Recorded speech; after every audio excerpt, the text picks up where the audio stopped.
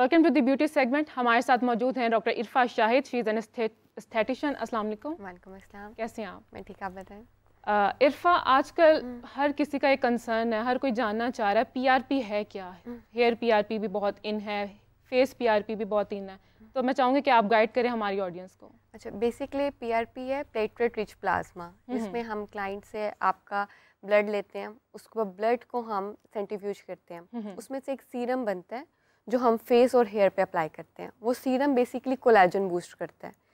वो serum collagen अपना blood होता है वो। जी जी, बेसिकली आपका अपना ब्लड होता है, हम किसी दूसरे का नहीं यूज़ कर सकते। लाइक आप कहें तो हम किसी भी दूसरे का नहीं यूज़ कर सकते क्योंकि वो इन्फेक्शन कॉज करता है। आपका ही ब्लड लिया जाता है, उसको सेंट्रीफ्यूज करके एक सीरम बनता है, वो हेयर में एंड स्किन में हम इंजेक्ट करते हैं। स्किन पे जो है वो एज अ स्कारिंग पिगमेंटेशन के तौर पे बहुत अच्छा कोलेजन बूस्ट करता है। हेयर पे हेयर फॉल को कंट्रोल करता है, हेयर ग्रोथ को बहुत अच्छे से प्रमोट करता है। Obvious is it helpful because आपका अपना कोलेजन है ना, आपका अपना ब्लड है, अपना सीरम है जो आपको कोलेजन बूस्ट कर रहा है ना। इट्स नॉट पेनफुल बिकॉज हम इसमें लोकल एनेस्थीसिया यूज़ करते हैं, तो नमिंग क्रीम वगैरह, तो इसमें आपको पेन वगैरह बिल्कुल भी नहीं ऐसा सच होती। तो फेस पीआरपी बेसिकली कितनी इफेक्टिव है और किस एज के जो क्लाइंट्स हैं वो आपके पास आते हैं? स्किन टाइप्स भी ऑब्वियसली डिफरेंट होती हैं। जी जी बिल्कुल, स्किन टाइप्स होती हैं, लेकिन ये एट एनी एज पे हम कर सकते हैं। लाइक स्कारिंग, एक्नी स्किन पे, पिगमेंटेशन होती है कुछ लोगों के, जी जी, पिगमेंटेशन वगैरह है, स्कारिंग बहुत ज़्यादा है, एक्नी बहुत ज़्यादा है, और रफ स्किन है, डल स्किन है, तो उस पर बेसिकली हम करते हैं ताकि कोलेजन बूस्ट और स्किन ग्लो करे, ब्राइटनिंग की तरफ आए। अच्छा, मीज़ोथेरेपी क्या है, इसके साइड इफ़ेक्ट्स क्या हैं? मीज़ोथेरेपी बेसिकली ना एक कॉकटेल है सब्सटेंसेस का, ठीक है। उसको हम सुपरफिशियल लेयर पे अप्लाई करते हैं स्किन पे, उससे हमारी स्किन अपीयरेंस बहुत अच्छी इन्हेंस होना शुरू हो जाती है, स्किन डल होती है। मीज़ोथेरेपी बेसिकली कॉकटेल ऑफ सीरम्स हैं, ठीक है। उसमें ग्लूटाथायोन भी है, विटामिन ए भी है, डी भी है, जो आप हम सुपरफिशियल लेयर पे अप्लाई करते हैं, मतलब इट्स फॉर द ब्राइटनिंग। जी जी, फॉर ब्राइटनिंग, स्किन अपीयरेंस को इन्हेंस करने के लिए ये। और यूजुअली आजकल जो हम देख रहे हैं वो सेमी परमानेंट जो मेकअप जी, है वो obviously, बहुत ट्रेंड में है। इवन कि हम अपने सेलिब्रिटीज को देखें वो भी कर रहे हैं। तो क्या इसके कोई साइड इफेक्ट्स हैं? आई मीन लाइक आप ब्लश करवा सकते हैं सेमी परमानेंट, आप इवन आईलाइनर करवा सकते हैं, इवन लिप टिंट्स चल रहे हैं, तो इसका क्या है system? Basically it's totally safe when you carried out from a professional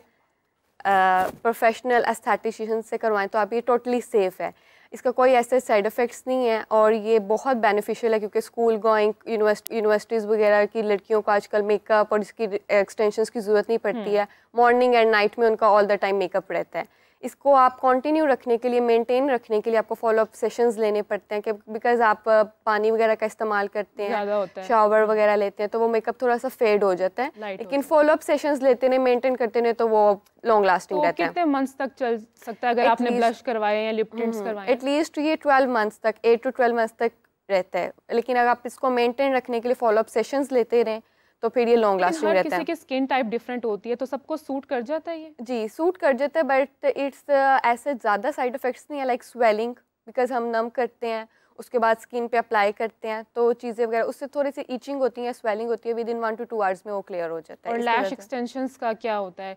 usually कितना टाइम पीरियड उसमें लगता है कि आपकी जो नेचुरल लैशेज हैं वो भी वेस्ट ना हो? जी जी, हम बेसिकली नेचुरल लैश के साथ ही जो एक्सटेंशन लगाते हैं, ठीक है, और वो फ्यूम्स लाइक आप कहते हैं कि गम, ठीक है, गम्स के थ्रू हम आपकी जो एक्सटेंशन लगाते हैं ओरिजिनल लैशेस के साथ। उसमें भी ये है कि कुछ लोगों की जो आईज बहुत सेंसिटिव होती हैं, वो फ्यूम्स लगने की वजह से उनकी आंखों से पानी निकलना शुरू हो जाता है, या स्वेलिंग हो जाती है, या लिटिल बिट ईचिंग, डैट्स वो भी हर क्लाइंट पे नहीं है, वेरी करता, कुछ पे सूट कर जाती है, कुछ को ईचिंग वगैरह होती है, अदरवाइज नहीं होती।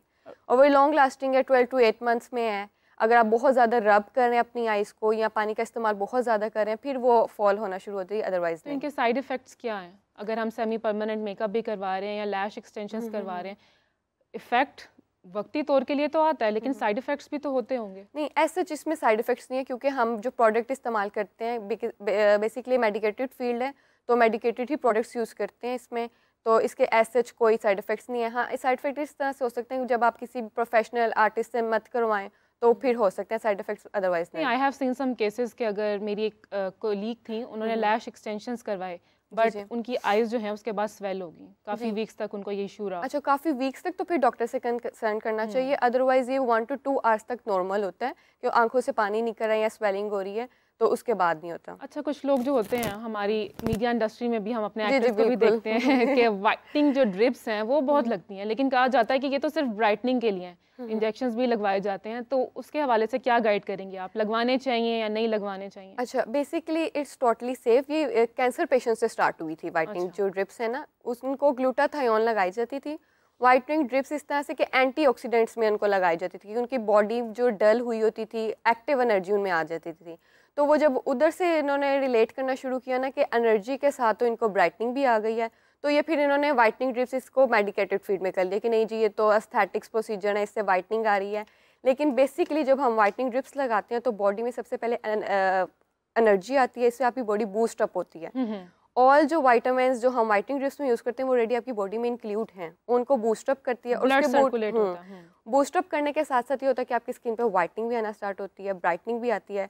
ठीक है, उसके ये है कि आपने उसको भी मेंटेन करने के लिए एटलीस्ट 8 to 12 सेशंस आप लें वाइटनिंग ड्रिप्स के। उसको आपका इवन टोन होगा पहले स्किन, ये नहीं होगा कि डायरेक्ट ही ब्राइटनिंग की तरफ या वाइटनिंग की तरफ आएंगे, मतलब इंस्टेंट रिजल्ट्स नहीं। पहले आपकी स्किन इवन टोन होगी, देन आप ब्राइटनिंग की तरफ आएंगे, फिर हम उसको मजीद इनहेंस करने के लिए और ड्रिप्स लगाते हैं। कितना टाइम पीरियड लगता है? एटलीस्ट जो हम 3 मंथ्स का कोर्स करते हैं। अच्छा, ये जो वाइटनिंग ड्रिप्स हैं, इंजेक्शंस हैं, इनके कोई साइड इफेक्ट्स हैं? नहीं, इनके साइड इफेक्ट्स नहीं है। हम जो है वाइटनिंग ड्रिप्स लगाने से पहले अपने क्लाइंट्स के CBC, LFT, RFTs करवाते हैं कि उनको किडनीज का कोई लिवर का इशू तो नहीं है। अगर तो लिटिल बिट होता है तो हम नहीं करते।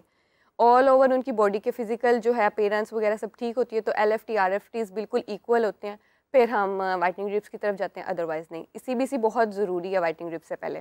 Well, thank you so much Irfa, it was an very informative segment and I hope जो आपने चीज़ें बताई हैं वो हमारे जो व्यूअर्स हैं वो ज़रूर अडॉप्ट करेंगे। Back to our topic, Aneeza, मैं आपसे पूछना चाहूँगी कि डू यू थिंक कि अगर एक मर्द जो है, शौहर है, वो अपनी बीवी पर अगर उसके साथ मारपीट कर रहा है, उसके साथ झगड़े कर रहा है, तो अगर कहीं ना कहीं एक टाइम पर आकर उसको एहसास होता है कि मैं ऐसा कर रहा हूँ, लेकिन जैसे कि अभी हमारे कॉलर ने कहा कि 15 years of marriage and it's still going on, तो क्या अगर उसको एहसास हो जाए तो वो बाज आ जाएगा? एहसास हो जाए तो ये तो बड़ी अच्छी बात है, और अगर कहते हैं ना उसके बाद अगर वाकई वो कोई स्टेप ले ले तो फिर सोने पे सुहागा ही है। बिल्कुल। तो ये वाली चीज़ें हैं, लेकिन ये कि अगर तो एग्रेशन में ये वो वायलेंस आ रहा है ना, तो आफ्टरवर्ड्स गिल्ट ज़रूर आता है। हमारे पास जब क्लाइंट कहते हैं ना कि हाँ मैंने मतलब ऐसा अटेम्प्ट किया, वर्बल हो गया या डोर स्मैश कर दी या फिजिकल हो गई, कुछ भी इस तरह से किया, अगर उसके बाद गिल्ट आता है ना तो उसका मतलब है वो इंसान ठीक होना चाहता है। अगर गिल्ट ही नहीं आता, लैक ऑफ रिमोर्स है, लैक ऑफ मतलब वो गिल्ट ही नहीं है, तो वो फिर हम उस बंद से उम्मीद नहीं रख सकते हैं।